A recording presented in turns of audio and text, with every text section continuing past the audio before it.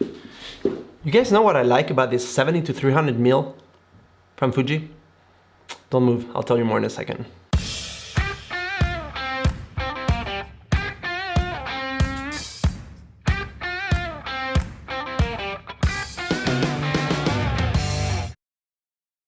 Okay, this 70 to 300mm by Fuji. It is a 105 to 450mm equivalent for full frame, so you're gonna go real far with this lens. It zooms a lot. It is f4 to f5.6. This is the maximum aperture that you're gonna get on this lens when you're zooming out. Price-wise, it costs $800 right now. So this is a versatile, compact, yet very resistant. It is weather resistant, so you're not gonna have any trouble if you have a body such as the X-T3 that I have right here. And all around, it's a pretty good build quality. I say pretty good because, in my opinion, well, when you zoom out, like I'm doing right now, this here, plastic, well, all this is basically plastic, so just know that the hood is plastic as well. This is plastic. This is not plastic, but inside it is plastic. I don't think it's as amazing as other lenses that I use, but I normally shoot with prime lenses, so I don't know, maybe it's fine for the price point, $800, but overall it feels pretty sturdy and I don't think it's gonna break anytime soon. This does fill a gap that needed to be filled, I think, in the Fuji lineup, so it is great that we finally have it. It is more for, I think, sports and nature photographers. Those are the two type of people that will use this lens. One absolutely vital, awesome, needed feature that I noticed immediately when I put it on my X-T3 and I went out shooting is the 5.5 stop stabilization. Let's go outside and I'm gonna tell you more about that. Are you curious to see how these 5.5 stops of stabilization work in real life on an X-T3 that has no IBIS? Here we go, I'm gonna show you. Okay, so let's say that I wanna take a shot right here of these trees or plants. You can see when I move around what happens.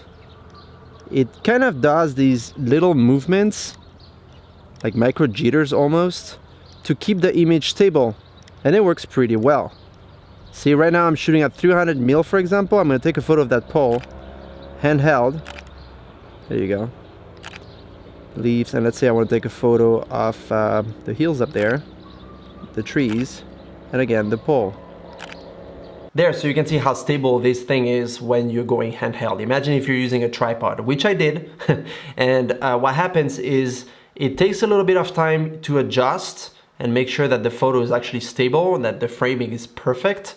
So I would just wait a few seconds if you're shooting on the tripod to make sure that the photo actually stabilizes, especially if you're in low light, because this opens maximum 5.6 when you're zoomed all the way out to 300mm. So just keep that in mind.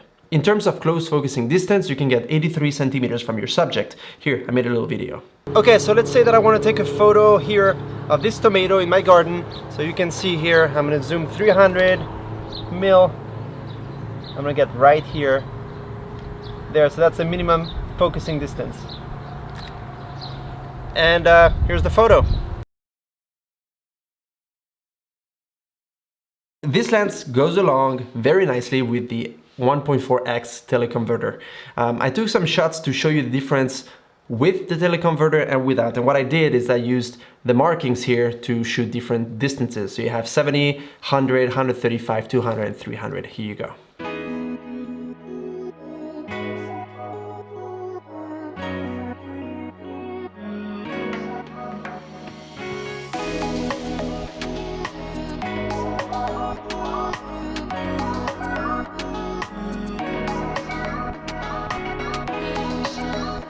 One thing that this lens doesn't have is the aperture markings. That's something that I always hated when lenses don't have that, but it does have a nice click to it. Here we go. So that's how it sounds when you turn the aperture ring, but it doesn't have the aperture lock because it doesn't have the markings like other newer Fujinon lenses. There's a little lock here which allows you to lock the lens so it doesn't open and close when you put it in your bag or you're traveling or bringing it around, which can be pretty handy. In terms of focusing, it is swift and silent, nearly silent. Same for the focus breathing. I find it to be very little, very minimal. almost inexistent, and it didn't bother me at all when shooting photos. Did you know that this lens can be used for macro functions? And it works pretty well, actually, pretty well. I mean, you saw the tomato photo earlier, but I think if you want to use it for macro, you could do that, sure. I mean, Fuji has a 80mm macro lens, and I have the macro ring, but you could use it for macro, why not? I mean, sure, if it does that, it's in the package, I'll take it. There, so my opinion is that this lens is an awesome lens that needed to be created, that needed to exist for some of us photographers that need to go out and shoot nature, sports, or that need to have that extended zoom. I do not need that particularly on my everyday life, so it's not a lens that I would buy personally. But if this is something that you guys need, I think this is the lens for you, especially if you're a Fujifilm user, shooter, I would totally go for it. Write down in the comment section below if you think this lens is worth its price, if you would buy it, what you think about it. Did I forget something? Let me know.